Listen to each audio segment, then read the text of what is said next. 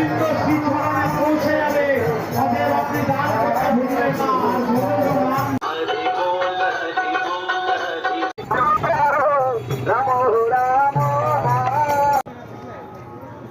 আরে